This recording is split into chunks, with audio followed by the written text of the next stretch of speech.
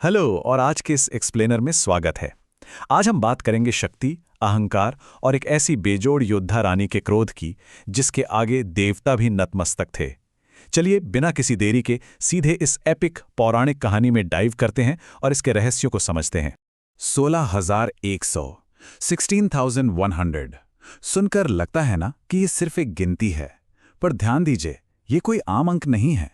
ये दरअसल उन मासूम कन्याओं का अंक है जिन्हें एक बेहद खौफनाक शासक ने अपने आतंक तले बंदी बनाकर रखा था।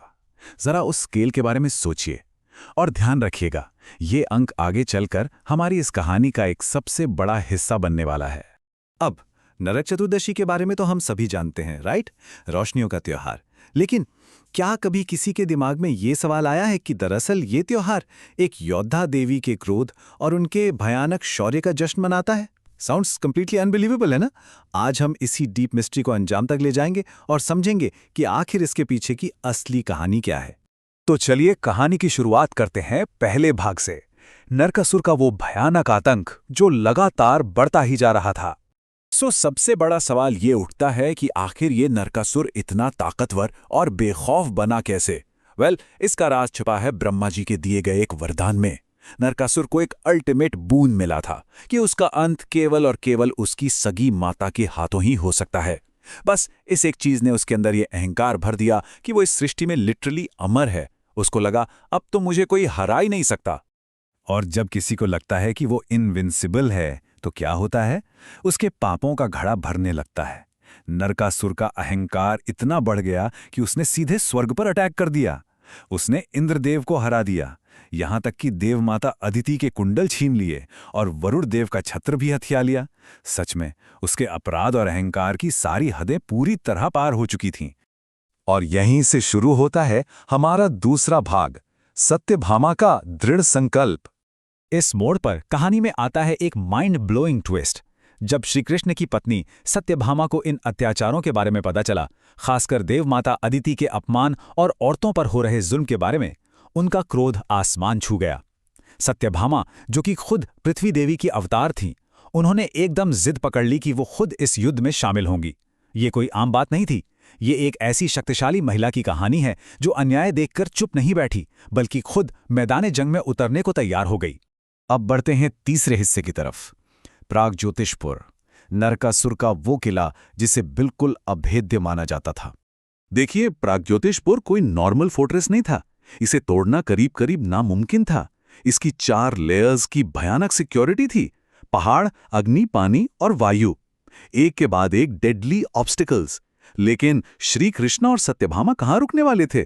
उन्होंने मिलकर एक एक करके इन चारों प्राकृतिक बाधाओं को नष्ट कर दिया और उस आतंक के किले की दीवारों को भेद डाला। पर किला टूटने के बाद भी अंदर एक आखिरी और बेहद खतरनाक खतरा बाकी था, मुरा।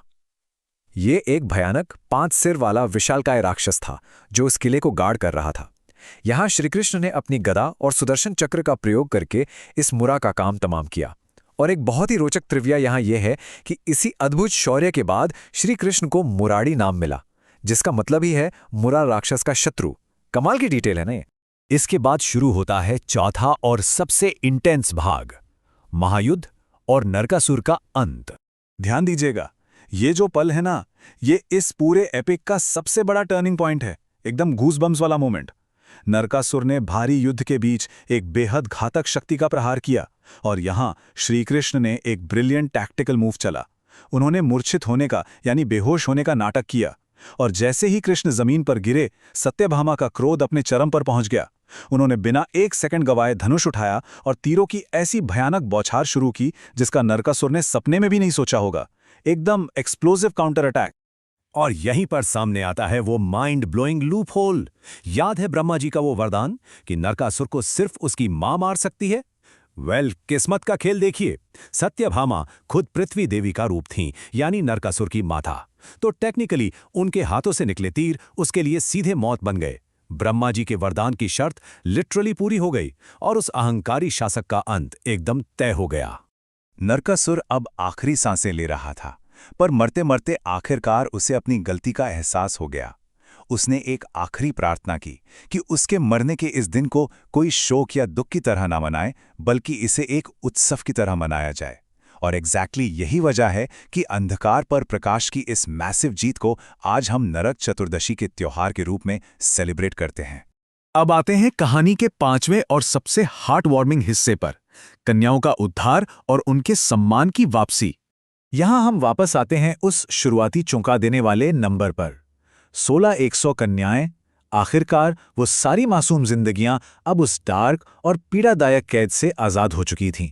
सोचकर ही कितनी राहत मिलती है कि फाइनली इन मासूम कन्याओं के लिए एक नया सवेरा आ चुका था। लेकिन रुकिए, सिर्फ आज़ादी मिलना ही उनके लिए पूरी जीत नहीं थी। इन महिलाओं के मन में एक बहुत गहरा डर बैठ गया था। उस दौर की सोसाइटी और नियम सोचिए, इतने लंबे समय तक एक राक्षस के यहाँ बंदी रहने के बाद डर ये था कि बाहर निकलने पर समाज उन्हें वापस अपनाएगा या नहीं। उनका तो कोई घर या आशा ही नहीं बचा था। ये एक ऐसी गहरी पीड़ा और सामाजिक समस्या है जिसे आज भी समझना बेहद जरूरी है। और यहीं पर हमें देखने मिलती है श्री कृष्ण की असीम करुणा और सामाजिक न्याय का एक श्रेष्ठ उदाहरण। इन सभी कन्याओं को सोसाइटी में पूरा सम्मान, आदर और अधिकार दिलाने के लिए श्री कृष्ण ने इन 16,100 महिलाओं से विवाह किया। उन्हें मामूली नहीं बल्कि रानियां यानी रानियों का सम्मानजनक दर्जा दिया। ऐसा इसलिए किया गया ताकि समाज में उनका सर हमेशा गर्व से ऊंचा रहे और कोई भी उनके अतीत पर उंगली ना उठा सके। ये सच में एक कल्याणकारी और गेम चेंजर कदम था। तो इस पूरी पौराणिक कथा का आखिरी सार क्या है? ये एपिक हमें बहुत क्लियरली सिखाती है कि जब भी स्त्री पर अत्याचार अपनी हदें पार करता है तो अत्याचारी का अंत बिल्कुल निश्चित है। और सबसे बड़ा टेक अवे ये है कि महिलाएं अधर्म का नाश करने और खुद की रक्षा करने में पूरी तरह सक्षम हैं।